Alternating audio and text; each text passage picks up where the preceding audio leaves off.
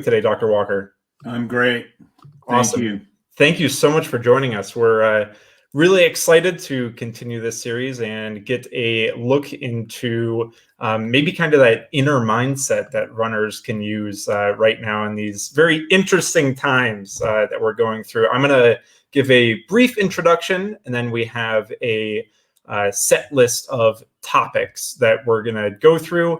And then if anybody has any questions that they think of while they are watching, please feel free to drop those in the chat, and producer Gus will send those to us from YouTube or from Facebook, wherever you're watching. Just as a reminder, you can also catch these as clips afterwards on our podcast, as well as on our YouTube channel here. So if you're liking the content, please like and subscribe. Dr. Stephen Walker, thanks again for joining us. You're an award-winning sport and performance consultant. Your clients have, in their chosen endeavors, have reached the podium in world championships, the Olympics, and performed in the Kennedy Center Philharmonic. You're here today to talk about how to effectively run in solitude, how to manage frustration around canceled races and new goal setting, how to manage increasing work stress or managing newfound free time, and I am sure so much more. So Dr. Walker, can you please give us a little bit of introduction, just things people should know about you before we get started? Oh, boy. Well, thank you for the invitation, and thank you for having me. And I'll try and endeavor to keep it interesting and focused. I think probably the best way to go would be my own journey in running, because everybody's going to have their own specific story. In my situation, I played football and I was doing a lot of sports. I was a swimmer, and running was not something that I liked to do much. You know, just even running the mile in my pre-football days trainings regimen was probably my least favorite thing, right up until I learned how to love running. And then, you know, I'm not exactly sure what it was that really tripped the switch for me. I moved up outside of Boulder into an area in the mountains, and it gave me a lot of opportunities to run back roads and trails. And, you know, every time I went out, it was an adventure. And so it kept me focused on, and then I started enjoying just how good it felt when I was spent after a run. And that level of relaxation was not something that I had achieved prior to that. And that turned things for me at that point in time. And then I just couldn't do it enough. So I didn't start running the Boulder, but I was, you know, I didn't even hear about the first one until after it was already done. But I've done 35 of them, and you know, and I'll continue to go.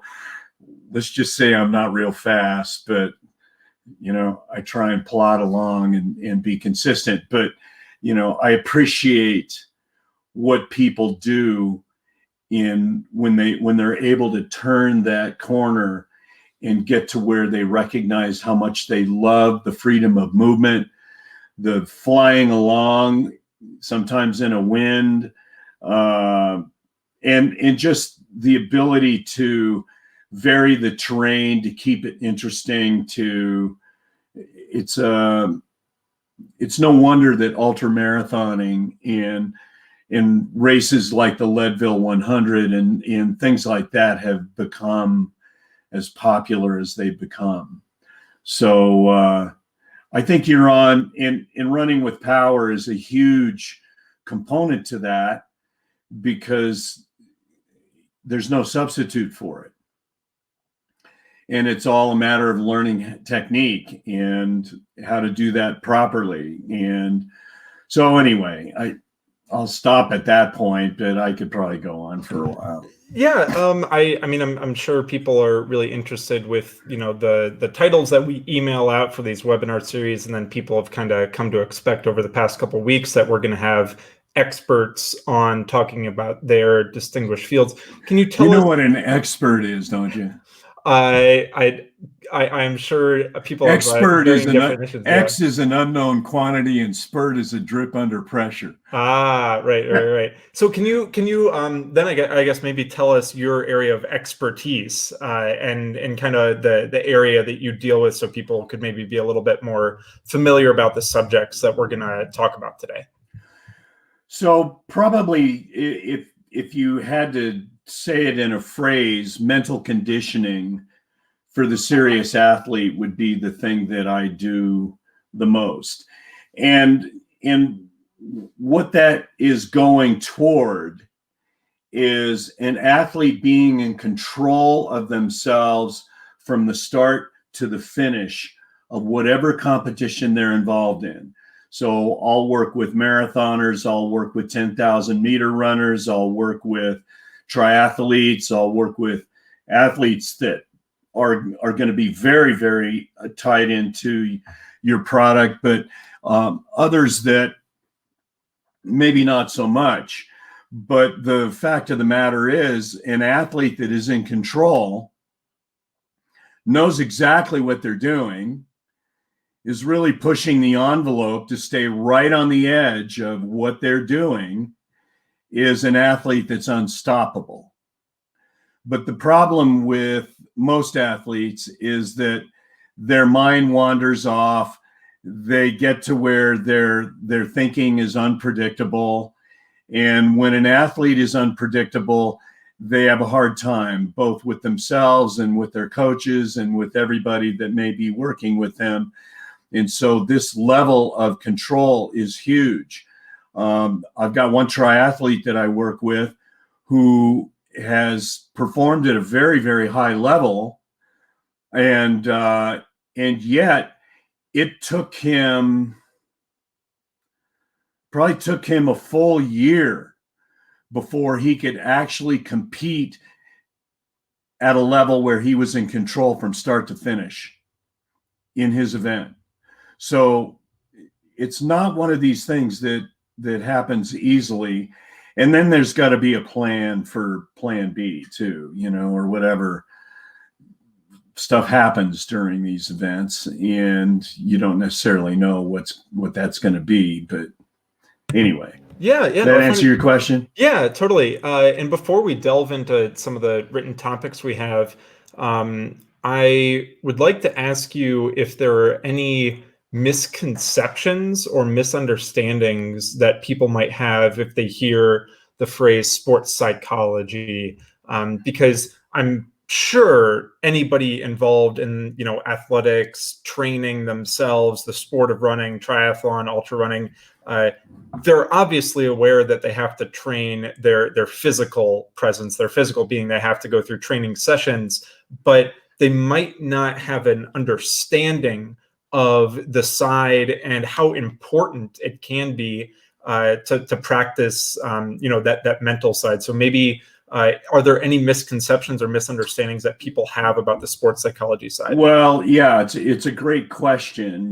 When I'm looking at, what do I actually do with people? Self-talk is huge, because as you are connecting to yourself in that conversation that goes on inside your mind and body during your run or during whatever competition that you're engaged in, that can either be productive, or it can be active, or it can be random, or it can be now focused, or it can be future focused. It can be all over the place. And so one of the things that most people that run are very much familiar with is a treadmill.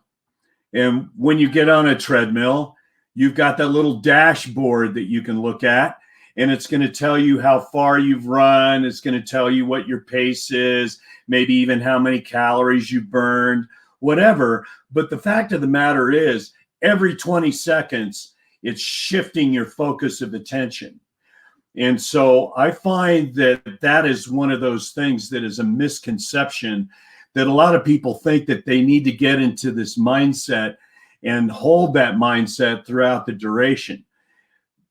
It's impossible to do that because, we are creatures of habit, but, we also don't respond well to boredom, and that is a setup for boredom. So I think it's important that you keep your mind moving, but you've got it maybe focused on a prescribed, this is step one, this is step two, this is step three. I had a marathoner that was preparing for the Olympic trials and had written on the inside of her wrist what her mantra was for mile 1 through 5, 5 through 10, and then after 20. And so it was, it's all very much individually structured, but then there's certain principles that the sports psychology piece connects to. And these are the kinds of things that I tend to work with people on. So mostly I just assess them first to find out what are their challenges and where are their strengths, and how can we use their strengths to advance their challenges. And, it's individually structured, but it's a constant process that is being revised every time we chat and every time we meet. And I like to get the coaches involved in that too, so the coaches know what the athlete is working on, because a lot of times just the right thing at the right time makes the biggest difference. Totally. So, yeah. So I don't know, Yeah.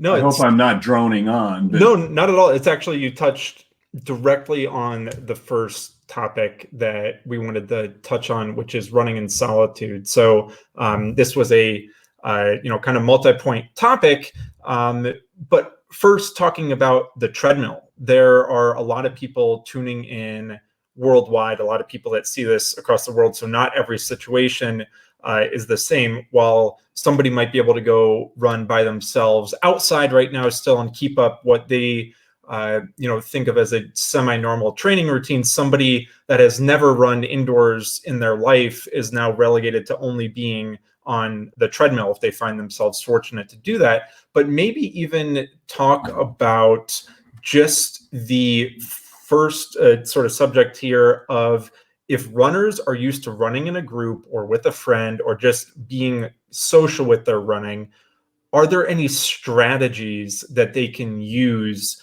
to effectively be able to transition to being solo for the time being? Boy, I mean, that's the $1 million question. So, I'm going to throw out a few ideas. And, I find that ideas are, they're much like, throwing gum up against the wall. Some of them stick and some of them don't. So you have to just kind of take what seems to feel right for you. I generally try and get runners to be focused on certain things as they start warming up and as they start getting into the mileage that they're going to do that day. And rhythm is the number one thing that I try and get them focused on. If they can relax their body enough to where they're tuned in to their rhythm, and particularly in cross country where, they're starting maybe and they're running for the whole shot and they've got to try and get there. And so they're sprinting in the first 50 yards and then they've got to ease back into it. You can't ever win a race in the first 50 yards, but you can lose a race in the first 50 yards. So the whole idea here is to be, have a good plan, have a notion in mind as to what you want to do. The second thing is this ability to keep your body relaxed is hugely important. I had a gal that I was working with who was one of the professional runners that was part of the USA team in the Boulder. And there's a hill here in Boulder that is up where there's a middle school, and it's a pretty severe incline. And when my people are out on the course, I'll ride my bike around and I'll pick them up at different points on the course. And I'm watching her come up this hill, and she's just really, she's got her teeth clenched, and she's got her, and she's grinding it out, and she's really going to let her upper body carry her lower body. Well, I'm freaking out. I said, relax your jaw, relax your hands, relax, just use your upper body, but relax. And here's why that's important. It's important because when people clench their teeth, just in the frontalis muscle alone, this one up here, the measuring stick for muscle tension is microvolts, literally a unit of energy. And the difference between a furrow in the brow or the teeth being clenched and them being relaxed is probably about 400 to 500 microvolts per second. So when you consider what you want at the end of the race, is you want to really have enough juice in the tank to be able to really push hard and finish strong. Well, you got to be careful about not burning out too early on in an event. And so knowing strategically where and how you want to relax your body and run into a rhythm, it can be really useful. So that's a big thing for me. And then, music, mantras, power words. Kara Goucher wrote a book, and one of the tools that she uses is called Power Words. And the title of her book is called Strong, which was one of her power words. And so, people have certain things that they resonate with that connect with how they want to feel when they're performing well. And so gravitating toward that, I think, is really kind of important. And then the other thing that I think is valuable is being practiced at doing surges, engaging in surges, where it might just be 50 yards, but it might be 200 yards. When you look at what are athletes looking to do when they're doing repeat 200s or they're doing repeat 400s, they're trying to get so capable at running at a certain pace that they don't have issues with that. Right. And yet they also find themselves in a race where they might be behind their pace, or, they might be too far ahead of their pace. And so they've got to be able to modulate that in order to be making adjustments all the time. And if they're used to doing surges where they push the pace and then ease back into a more relaxed tempo, then they're better in control of what they're doing. Right. I think it's super interesting what you talked about in terms of the mantras, and then just maybe the mentality about that. So talking about you have to practice a certain pace, a certain effort in training to be able to replicate that on race day. You have to practice running up a hill, relax, so during the race you don't become unrelaxed and clench your jaw, like you mentioned. For somebody heading into a race, it's probably impractical to just expect them to suddenly enact a mantra and have success with that. So would there be any tips or maybe a light that you could shine on how somebody might start to practice that vocalization in their head and enact the mantra to help them have more success during their training, but also ultimately on race day? Well, this is going to be an issue when you've got people that are time trialing by themselves. And so, you've got to be able to incorporate the shifting focus of attention on these things that are going to be really valuable. So when I'm looking at being in control and practicing the surge, well, planning a plan B is important too. I mean, if you look at the way guys run in a pack, let's say you're looking at a 5,000 meter race. Well, the guys run differently than the women do. And, the guys are blowing snot on one another. If they can clip somebody in the heel, maybe they're not going to want to do it on purpose, but what goes around comes around. And so they've got to be, conscious of that. But the whole idea is this ability to be able to just really dial in to very specific things that they want to be paying attention to.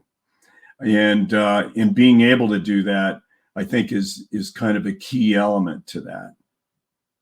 Yeah, that's super interesting. We actually just had a comment come in that led me to want to ask this question as well. So you were talking about microvolts. This comes from Lick, and they say, I learned that every single out-of-place exertion during a race adds up. I found water stations to be a huge waste of energy. I practiced that move a lot. So, maybe referring to something like a water station, but during training and racing, is there, kind of a negative consequence of getting out of that focus and maybe saying paying too much attention to high-fiving people on the sides or letting your mind kind of drift back and forth? You mentioned that it's very difficult to get in that, very, very tunnel vision, like narrow focus. Is there sort of negative complications of somebody not practicing, that more focus and letting those kind of outside things drift into their head? Yeah, there certainly can be. And so I think that, one of the tools that I work with people on is a centering breath exercise. And so here's the big issue. More often than not, when an athlete mind starts to wander, it may be task oriented, like the water station, but why the water station? I mean, depending on how good their race plan is, they know when they're going to take water. They know where their water bottle is going to be, and that's not going to be an issue for them. However, a lot of times people, if they're not properly hydrated, they may sense that things are going to be a problem there. Then maybe they need to get some. And so you got to joggle this attention between what your physical needs are in the moment, in the task at hand, and what are you doing and how are you keeping track of your plan. So the centering breath, I think, is important in that it's designed to do one thing: bring the mind to the body so that they are in sync. And you might suspect that, well, doesn't everybody do that? Isn't that kind of the natural way of being? And it's not at all. And the reason it's not is because the mind moves so much faster than the body does. And so the mind can actually time travel, and it can be into the future or it can be into the past. And so and this is where self-talk becomes valuable, because if people catch themselves into coulda, shoulda, woulda land, then they know that they're caught up in the past. And then they've only got one thing that they need to do to bring themselves back into the now moment, which is, let's do a centering breath. Let's be in our body right here, right now. And let's or they've got an antidote for that they are practiced with, that they've used before. And then future think I find to be even more insidious, in that people tend to think, well, what if this happens, or what if that happens, or what's going to happen next? And when those kinds of things go on, that uncertainty of the future contributes to anxiety. And anxiety tends to contribute to the increase in the muscle tension that people have in their shoulders, in their jaw, in different parts of their body. And because microvolts are a unit of energy, and because we're burning more energy doing something that's not helping us with our task at all, it's a waste. And so I try and keep everybody dialed into just having all these things really matter in the moment.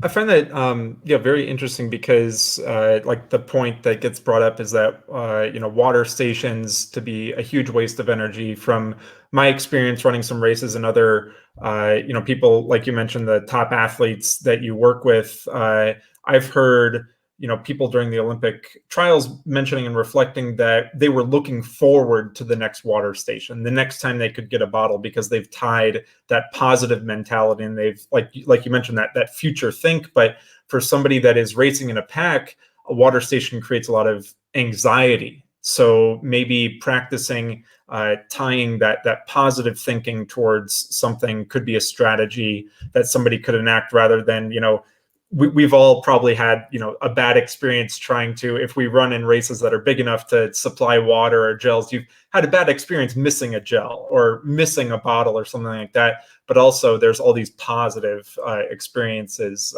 that somebody could try to tie in with that same mentality. Is there any sort of strategy that somebody could use if they have had sort of a negative reaction in terms of mentality about something? Is there any strategy that they could use to try and shift that to be more positive?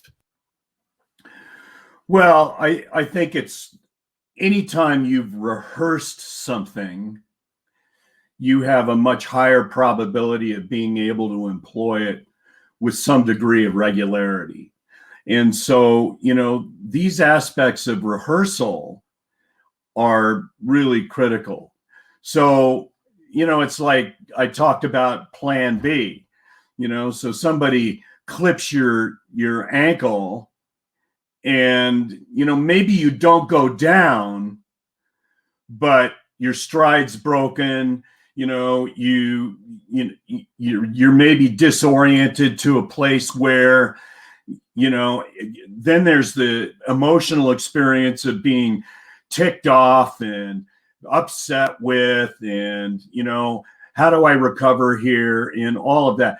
These things are best done when they're actually practiced. And so plan B is one of those things where you have the opportunity and you employ that rehearsal, so that plan B is no different than plan A, because you've rehearsed plan B 100 times and you automatically go to it. You don't let the emotionality hijack you into a place that's going to be counterproductive or unhelpful, or worse than that, put you behind the 8 ball. So, because it can happen either way. Yeah, we had a question from Ed here that came in a little bit earlier, but this perfectly fits with this. So the question starts, can you address asthma and running, but continues specifically how to control a workout mentally when outside factors like humidity, pollen, etc., impede physical performance? So are there any mental strategies that somebody can enact if there are outside factors influencing their actual physical being? That's a really good question. And, it is reliant on that individual, because everybody has their own Achilles heel.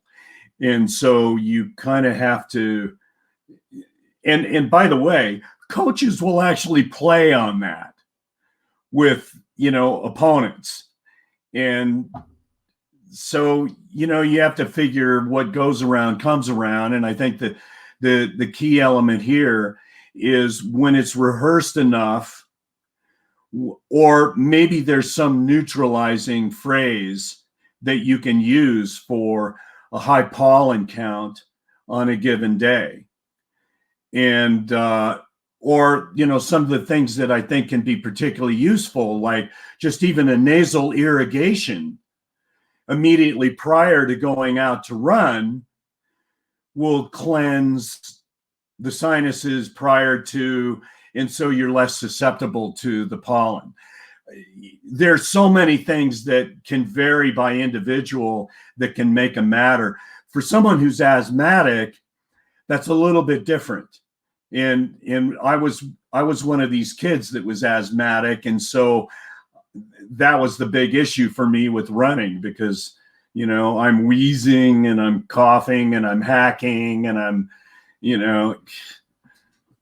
go figure. But there's going to be a methodology that you might be able to work out with the doc that you're working with that may be an antidote for that. There are all kinds of inhalers at this point, not just albuterol, but that can be really, really helpful in opening up the respiratory passages in alveoli that allow that good oxygen exchange to occur. So it just depends on the individual, what their particular issue might be. But the more it's rehearsed, the more it's practiced, the more it's engaged in as a standard operating procedure, the greater the likelihood that they're going to be able to manage way better. Right. And then, the thing that maybe I'm observing right now is that we have these sort of specific scenarios that people might throw out. And this is true for everybody. Everybody has their own specific set of scenarios. But the thing that, I think we can probably advocate for, especially from your side, is that rehearsing these things and making sure the unexpected and the out of the ordinary is not catching you off guard is, something that always is tying back to this enacting mental strategies and having these mantras and this mindset to keep you on that kind of straightforward path. I wanted to touch on one more subject before we took some more listener questions that are great and they've been trickling through, so we really appreciate that. For runners that are finding right now it difficult to get out the door, here in Boulder, we just got a couple inches of snow, even though, earlier this past weekend, it got up to high 60s, 70 degrees Fahrenheit. And then all of a sudden it's down to, 14 degrees this morning and there's a bunch of snow. For people that still might be in nice weather and are having a hard time to get out the door, are there any sort of things that you could speak about to the effect of helping people that have found themselves in solitude and now need that little bit of extra mental push to get out the door? Okay, there are three areas here that really jump out at me. Number one is routines. The more someone is focused on and devoted to the routines that they engage in, and that means their warm up, that means everything that they're doing as they prepare, good stretch, I think meditation is very, very useful as a tool. And there are a lot of people that, here's a little test that I think people can run on themselves. Think of a bell. All right. So just think of a bell. Now, some of you may have the little ding-a-ling-a-ling dinner bell. Some of you may be listening to the vibration of the Liberty Bell. Some people may have a picture of that bell. Some people may have a sound. Some people may have a vibration. But the form with which they experience that bell is going to provide some very useful information as to how is it they want to be able to access information that is going to be important to them when they meditate. So not everybody is a visual meditator. And so, but you can expand these avenues with which you're able to increase your ability to meditate using these different pathways, whether it's auditory, visual, or kinesthetic. And that would be every time you have a really good run, that you spend a good 5 minutes visualizing that experience all over again. That as best you can from start to finish, you go through and you recap the run itself so that you remember how you felt at different stages along the way. And you will have probably a visual connection to maybe the part of the trail that you were on that day, or maybe you'll have where you were taking your water break or what. But the bottom line is there will be something that you can recall that will bring you into that meditative state, that will remind you of what it feels like when things are going well for you. And that's what we want to do. We want to emphasize the things that are going well, and we want to de-emphasize the things that aren't going well. Because unfortunately, we tend to do the opposite. You know, we tend to really prey on the ones that are negatives and build those up and make them catastrophic. Meanwhile, I find that the peak performance is with those people that are able to minimize that, and they keep it on the positive realm. Their self-talk is positive. They tend to have encouraging phrases that they say to themselves. Their mantra is positive. You know, they've got a power word that, here's where I'm going uphill and I want to be really strong. You know, relax my jaw, relax my hands, whatever it is, but it's focused on the task at hand. That's key. Yeah, I think that's super powerful, because I've had like a personal experience with that. Of before I ran my PR marathon, for like the 6 months leading up to that, there was no run that I didn't picture crossing the finish line underneath my goal time. And you know, that could be for somebody finishing their first 5K, for somebody running their first marathon, hitting a BQ or something. But then when the time came to actually achieve success, it wasn't new. It was just something that you'd already practiced so many times. You wouldn't have, you know, an NBA player say they've never dreamed about hitting a game-winning three, or anybody in any sort of profession where they have to achieve specific mastery and that sort of success. So, you know, that point kind of hits home for me, because yeah, once you practice something enough, it's not a surprise when you've achieved it. It's normal, and it's to become expected. I thought that's a great answer, and we have a couple more questions before we move on to the next topic. Pascal asks, could you recommend some good books on sports psychology or mental training? Wow. Yeah. I mean, you know, there are a number of things that I think are really useful. I have a colleague by the name of Cinder Kampoff, who she wrote a book called Beyond Grit. And so she was kind of playing off of Angela Duckworth's grit theme, where, you know, resilience and routine and preparation and, you know, increasing stress loads and all of these really help build the kinds of things that are going to be important for people. But she actually has a good workbook that goes along with that. And so I actually would recommend that because I think that is a really useful tool. And I like Kara Goucher's book, Strong, too, because she has 8 methods of ways of building confidence and ways of building your mental strength. And it's set up in kind of a journal form. And even though it was written predominantly for women, the fact that she's a silver medalist in a world championship, you know, that's not had by anybody that's just a novice at the sport. So, you know, these people that do a good job, that are able to write, that have methods that can help encourage and support and navigate and direct attention, so that you're having to do the investigative work yourself, but you've got those prompts that help you explore just the right area.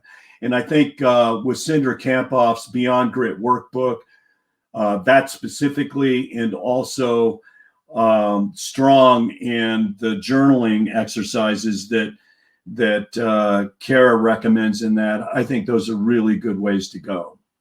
I think Gus, if people are watching live, Gus will put them in the chat here, and then if anybody's watching after the fact, we'll be sure to include them in the show notes as well.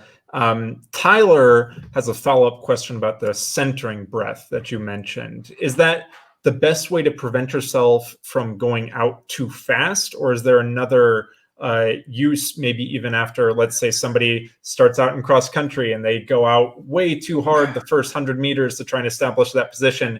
How could you use that concept of centering breath for success for somebody that maybe has found themselves going out too fast? Okay, two things here. The centering breath, I think, is important. In what I do with the centering breath is all I'm trying to do is sync the mind and the body. And so we're constantly bringing the mind to the body. So because the mind moves so much faster.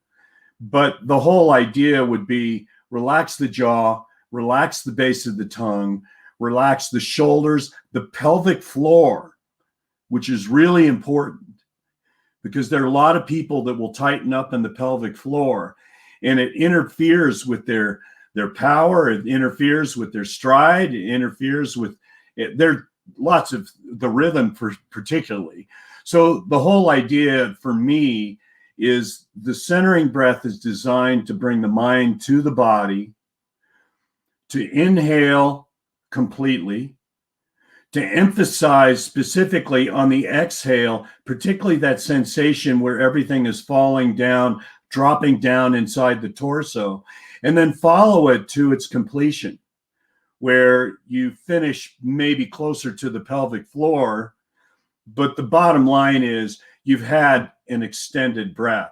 And it benefits in two ways. One, it tends to slow the respiration rate down a bit.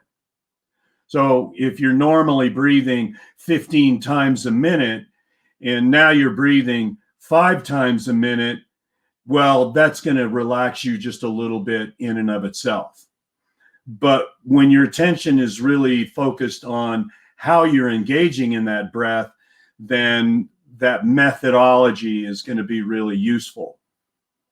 The other thing that I think is really key is rhythm, and so I like athletes to be training with music. I like you to have a song in your mind.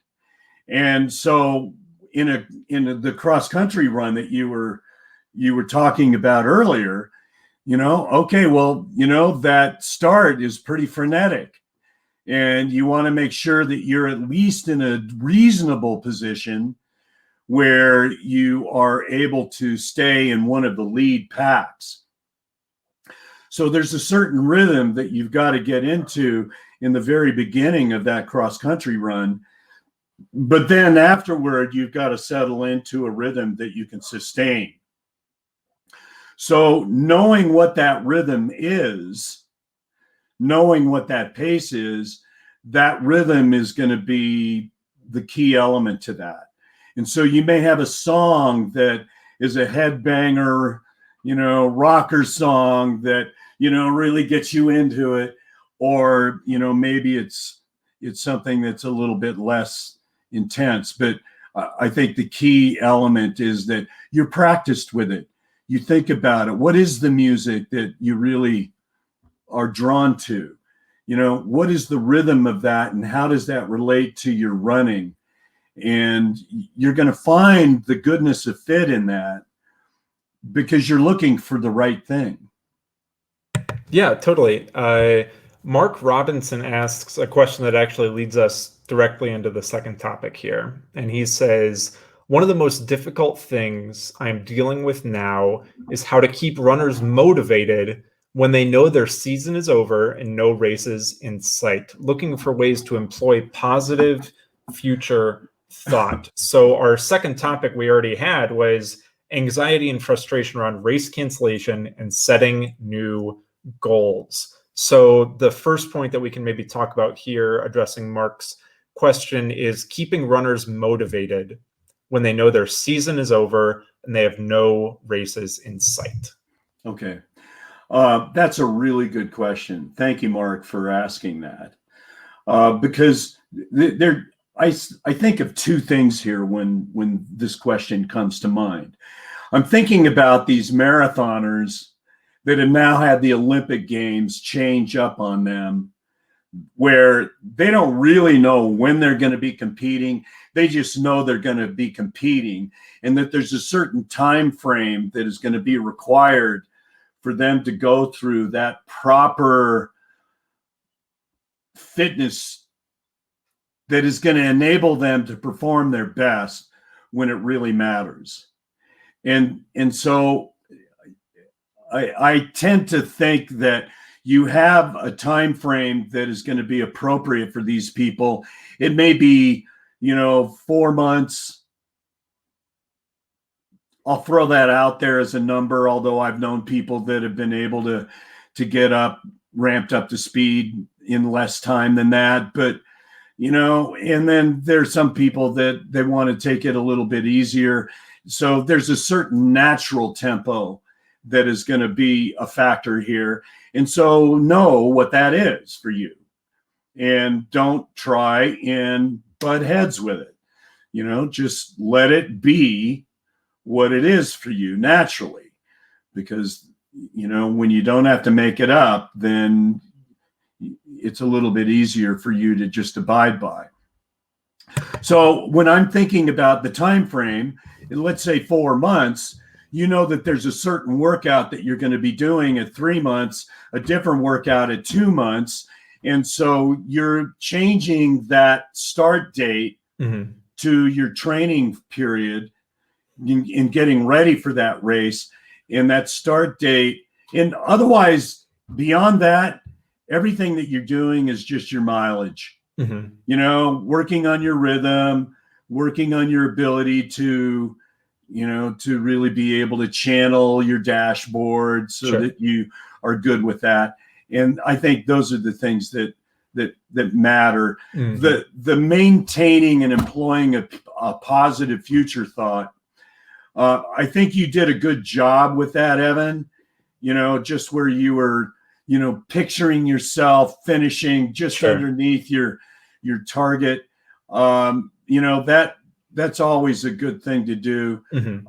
But then there may be little snippets during that performance that you want to get into where you can see yourself really performing well. And that's another part of it as well. Right. So something we've, kind of internally talked about around the office, and I think I've mentioned this on maybe, one of these streams we did last week or the week before, is that we're so positive right now that people have extra time to build up their fitness and practice, maybe some of these mental strategies that'll set them up for success, that otherwise, if, all the races were on their regularly scheduled times, they wouldn't have a chance to, let's say, somebody was going to run Boston next Monday, but now it gets pushed all the way back to September. Now they have months of time to start actually bettering themselves, not only from a physical side, but, if they're watching this webinar live or afterwards, they can start to add in some of these things. So having that positive thought and realizing maybe that this time is actually working to their advantage. And, if somebody is a high school cross country coach, they can start to instruct their athletes over the summer to start to visualize and practice and actually have more time and more, ability for future success. Can you talk a little bit about the second part of the question here about positive future thought? You briefly touched on it. Is this something that is easy for runners to enact or practice, or does this require a little bit more diving into to specifically focus on the future for a runner? Well, there are two things here that I, when you were talking about, what are some of the things that they can use with their additional time that they've got right now? Obviously core training would be really valuable.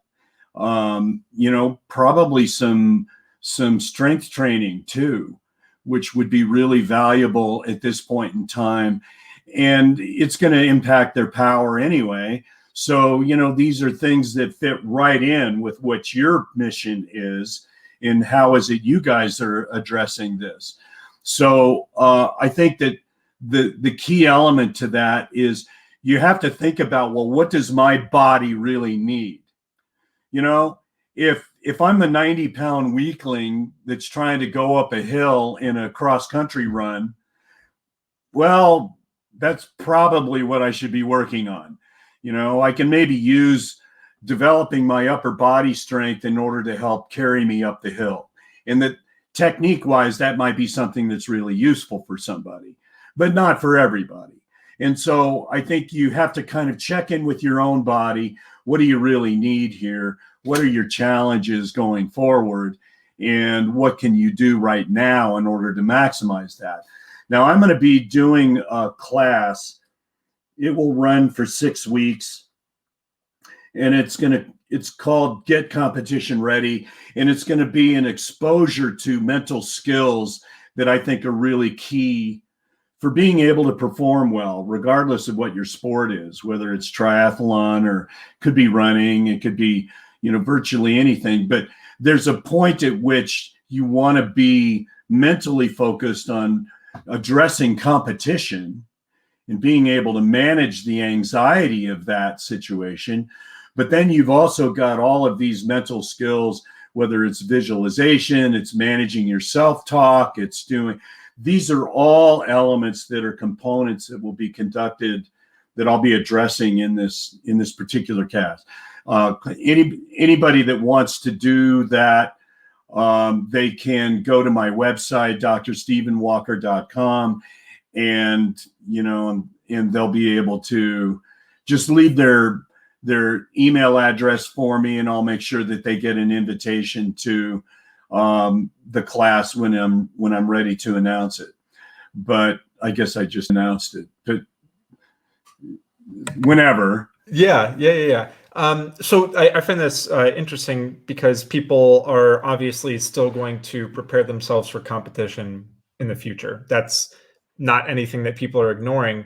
But right now, there are a ton of highly motivated people that are trying to do time trials or solo efforts for the first time ever by themselves. And they have done workouts by themselves, but usually they're very familiar with the situation of showing up on race day to their local park, or flying or driving out of town, staying at a hotel, getting in the routine of going to this big race and performing there. But if somebody wants to replicate that and having their coach yelling out their splits, and being able to see that big clock up there, exactly.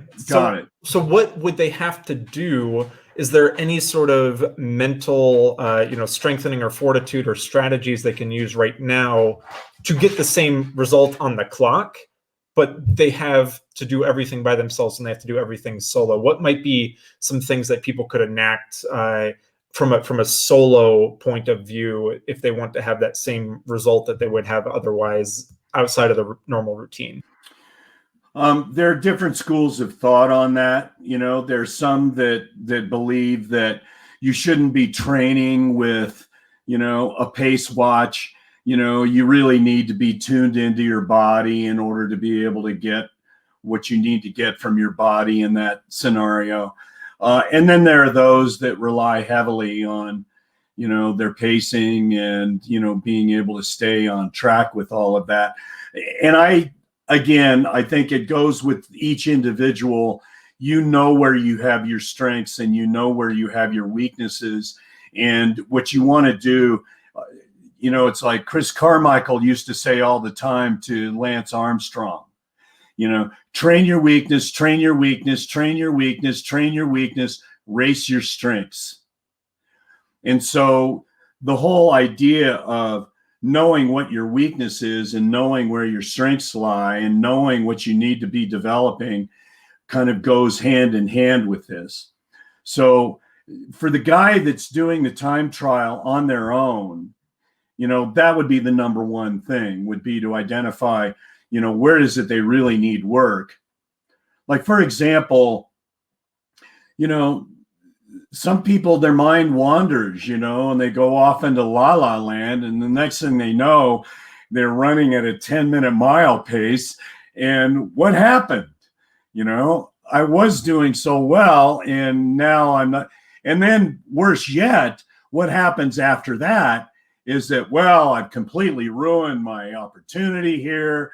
I screwed it up. And then they go into the beatdown, which we know how much good that does for people. So this whole idea of being able to favor the positive, to keep it focused on what it is that you do have control over, to be training your weakness, but racing your strengths, and to be incorporating those things that are part of your individual time trial as much as they are part of that Boston Marathon. You know, you don't have the same hoopla, but you know, you in your own mind, you can create almost any kind of scenario you want to. Sure. Yeah, totally. Before we go on to the next question and then the last topic before we wrap up here, where can people ask you any other questions or find out more information about you if they're watching this after the fact or they're curious to learn more about the stuff that you've been talking about with us today? Do you have any personal social media? You mentioned the website. Could you plug that one more time for people listening? It's drstephenwalker.com. And I'm very big on assessments. I use a lot of assessments. And what am I assessing? You know, I'm assessing the extent to which people are likely to be vulnerable to cognitive distortions, all or nothing thinking. They have a great workout except for that one little detail. And so they spend the next 4 days, you know, worrying about that detail. If they do not have a sense of balance with the way in which they're managing their cognitions, and they don't understand the importance of being able to develop and engage in what I call thought discipline, then they're going to be in trouble. And so self-talk is another huge element to that. I've got 9 different dimensions that I assess on self-talk. A mental skills performance assessment, like, you know, gee, I train really well, but when I get to competitions, I don't do so well, or, you know, my mind wanders, or I can't really be in the now moment. I don't know what that means. You know, that there are different things. There are 34 questions on this particular assessment where people will score themselves on a 1 to 7 scale. And, you know, and they get a sense as to where do they have their strengths and where do they have their challenges. And then we use that to help develop their program. Yeah, awesome. Gus just left a note that he did leave the website in the chat here for anybody curious. And then again, if you're listening after the fact, we will absolutely put this in the description, the show notes, whatever localized platform you're listening on. I want to touch on the last topic we had here because it also touches on one of the last questions we had trickle in. So people are obviously familiar with us now talking about that anxiety or stress or mental focus on physical performance. But now, because the very, very out of the norm situation we find a lot of people in is working from home, or all of a sudden, you know, their work-life balance, work-life running balance has all shifted and some priorities might be different. Do you have any strategies for how to manage their running stress as well with outside life and work stress? Is there any points that you could talk to about managing that outside of running stress? Yeah, you know, in my mind, Evan, the key element here is routines are king. And so when you start looking at the value of routines, meaning, you know, you're waking up at the same time pretty much every morning. If you normally would wake up when you have a challenging schedule to an alarm clock, well, you're continuing to use the alarm clock. You may modify the timing on that, but I think the key element is that, you know, that's a routine that you're used to. What you're doing with your training session is a routine, that you have these things that are customary and usual to you, and that's also hugely valuable. There's another component to this that I think is really, really useful, and that is that you have friends that you normally run with. All right. And it might be useful whether you can continue to run with them or not, but you stay in close contact with them. I have a high school athlete that I work with right now who has learned how to make these friendship bracelets, and so she's making friendship bracelets for everybody on her track team, at least the distance runners on her track team. All right. It's going to take her hours and hours to do, but she can do it while she's doing other things. It's not something that is, but the bottom line is it's a gift. It's something that she's working on with those people that she cares about in mind. And she's also communicating with them while she's doing some of these as well. So she's working on that particular bracelet with that particular person while she's on a Zoom session with them. So, whatever works. But yeah, I think it's important to maintain the routines and to keep those relationships in good order. Pascal has a question. This is the last question that has been sent over from Gus. So if there are any other questions, please drop them in the chat now before we wrap up here.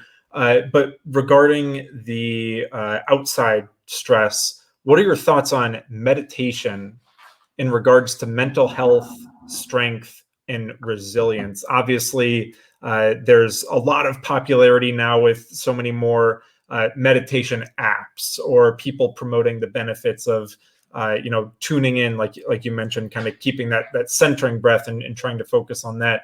What are your thoughts on meditation in regards to mental health, strength, and resilience?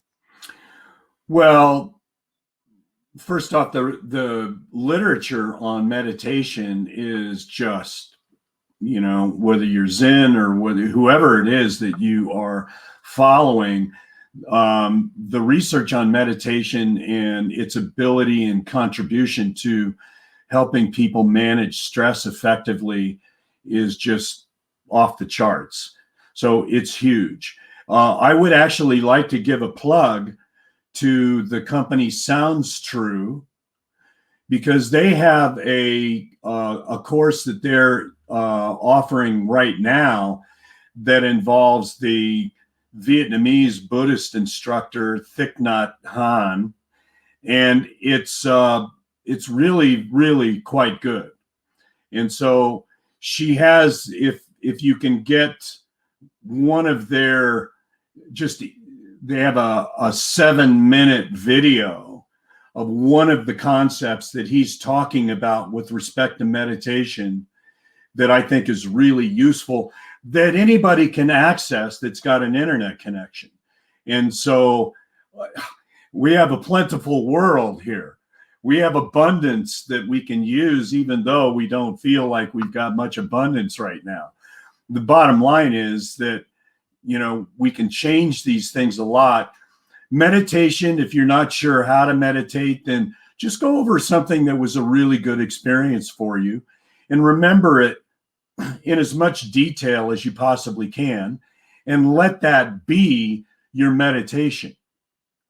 What did it feel like? What did it sound like? What were all the senses that were involved? Sight, hearing, sound, tactile sensations, rhythm involved, whatever. There's a guy named David Smith who is from the UK, who talks a lot about PETLEP imagery. PETLEP being an acronym for physical, emotional, timing, task oriented, yada, yada, PETLEP. But it's very, very useful and can be a really good strategy for helping people expand their meditation so that it's more robust for them, it's more engaging for them. They have greater degree of discipline that's associated with it, and they still get all the benefits of the stress management that accompanies that. So I don't know if that's a good answer for you, but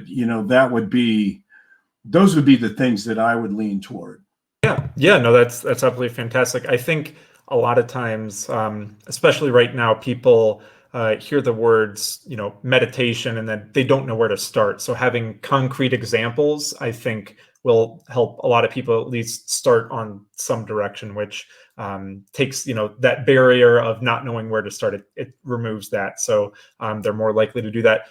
We have one last question. There is one thing Sure. that I could recommend. Mm-hmm. There is one of the sports psychology tools that I use is an online journal called Podium Sports Journal.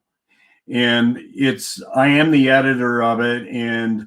But there's an article in there that was focused on the use of PEDLEP imagery with a high jumper.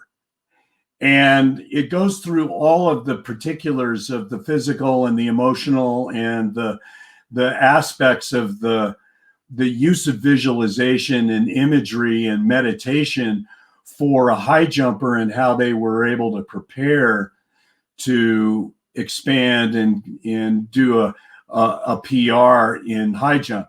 So I think, that can also be useful. And there's a search function in there, and you could use PEDLEP imagery and go right to it, and other things on PEDLEP imagery that might be useful. But awesome. Yeah, and Gus said he found it. So if anybody's looking for it, just look in the comments here, and producer Gus will send it your way. We have one last question here from our side, just kind of addressing the future. Where do you see the world of running changing in response to the current situation? This is something that we talked about in our little test run before we started the webinar today. But how do you see the future of things changing in the world of running?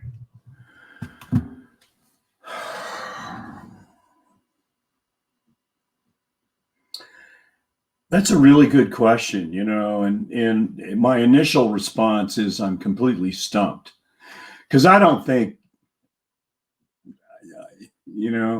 I'm not a clairvoyant, and I'm not likely to have, any corner on that market. So, I think your guess is as good as mine on the one hand.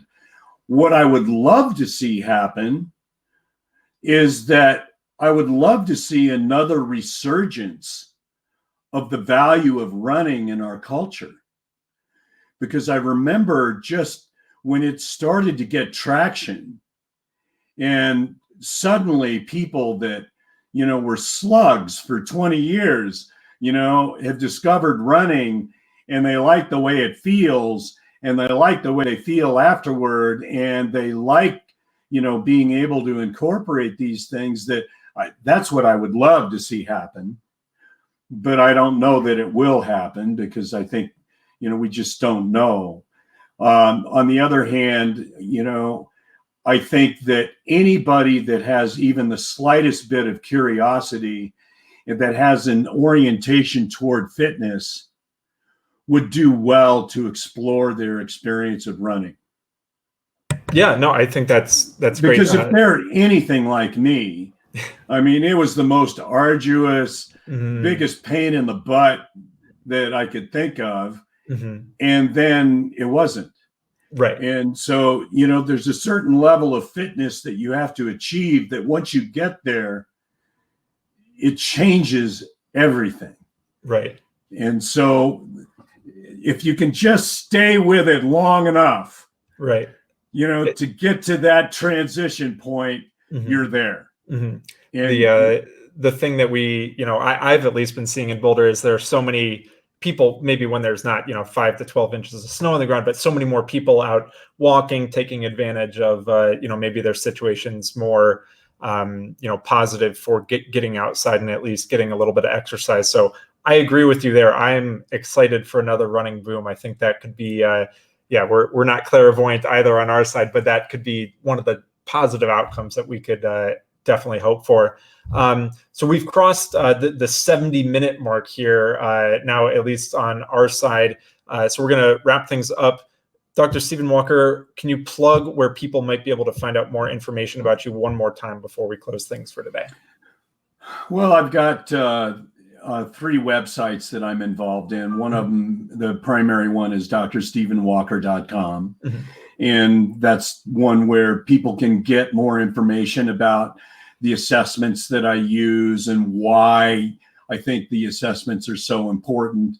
The second one is the Podium Sports Journal, which has years of content of really good mental conditioning tools that people can pick up on and use, and it's free and it's immediately accessible. And so it's one of those sources of joy that I've appreciated being able to help put together. And so I think that that's also a very useful tool. And then I'm developing a Podium Performance Academy, which is designed on just the schooling behind this mental skills training. And so the Get Competition Ready class is going to be part of that. And there are a couple other elements but those three websites, podiumperformanceacademy.com, drstephenwalker.com, and podiumsportsjournal.com would be, the ways to go.